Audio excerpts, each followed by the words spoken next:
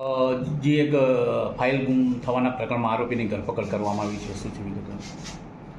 આણંદ જિલ્લાના બોરસદના block survey number 571/2 તથા 568/1 વાળી જમીનો હિજરતી પ્રકારની એટલે કે નવી શરતની હોવા છતાં બિન ખેતી કરી સરકારશ્રીના પ્રીમિયમનું નુકસાન કરેલ હોવાનું જણાઈ આવતા તે સંબંધિત ફાઇલ કલેક્ટરશ્રીની કચેરીની રેકોર્ડ શાખામાંથી જાણી જોઈને ખોટી સહી કરી મેળવી લેવાનું જણાઈ આવતા ત્યાંની મુવમેન્ટ રજિસ્ટરમાંથી ખોટી સહી કરી અને ત્યારબાદ આ ફાઇલ રેકોર્ડ શાખામાં પરત કરેલ નથી તથા રેકોર્ડનો નાશ કરવામાં આવ્યો છે, જે બાબતની ફરિયાદ આ શાખાના નાયબ મામલતદારશ્રી દ્વારા 1 માર્ચ 2025ના રોજ કરવામાં આવી, જે ફરિયાદ આણંદ ટાઉન પોલીસ સ્ટેશનમાં આઈપીસીની કલમ 409 તથા 201 મુજબ નોંધવામાં આવી.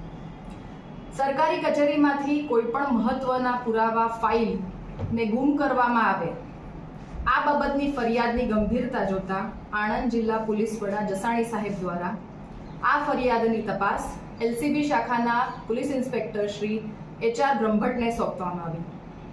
આ ગુનાની તપાસ દરમિયાન કલેક્ટરશ્રીની કચેરીમાં ફરજ બજાવતા સંલગ્ન વિભાગના કર્મચારીઓના નિવેદન લેવામાં આવ્યા તથા જરૂરી રેકોર્ડ કબજે કરવામાં આવ્યા. જે તપાસ દરમિયાન આ ફાઇલ જે તે વખતે કલેક્ટરશ્રીની કચેરીમાં ફરજ બજાવતા નાયબ મામલતદાર JD પટેલ નાઓએ મંગાવેલ હોવાનું જણાઈ આવતા ગઈકાલે સાંજે તેઓની ધરપકડ કરવામાં આવી છે તથા આજ રોજ નામદાર કોર્ટમાં તેઓને રજૂ કરી રિમાન્ડની પ્રક્રિયા હાથ ધરવામાં આવી છે. બેન, ફાઇલ ગુમ કરવાના પાછળ આમનો મોટો શું હતો આરોપીનો? એ વિષય તપાસનો છે, એટલે હમણાં એની તપાસ ચાલુ છે, જેના માટે આપણે આમાં કેટલા ઇન્વોલ્વ છે આમના સિવાય? કલેક્ટર હનીટ્રેડ સાથે પણ આ ફાઇલ સંકળાયેલી છે, શું છે વિગતો એની? ફાઇલ એમાં છે કે કેમ?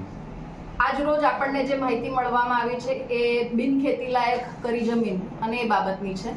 આગળની તપાસ દરમિયાન વધુ વિગતો મળશે, જેની આપને માહિતી કરવામાં આવશે. બીજા કોઈ ઇન્વોલ્વ છે આમના સિવાય? આ આરોપી સિવાય બીજા કોઈ ઇન્વોલ્વ છે? આજ રોજ આ એક આરોપી આપણને મળવામાં પાત્ર છે. હવે એમની જાણકારી, એમની માહિતી મેળવીશું એટલે બીજાની પણ ઇન્વોલ્વ કેટલા છે, કેટલાનો હાથ છે, શું ઈરાદો છે, બધું આપણને ખબર પડશે.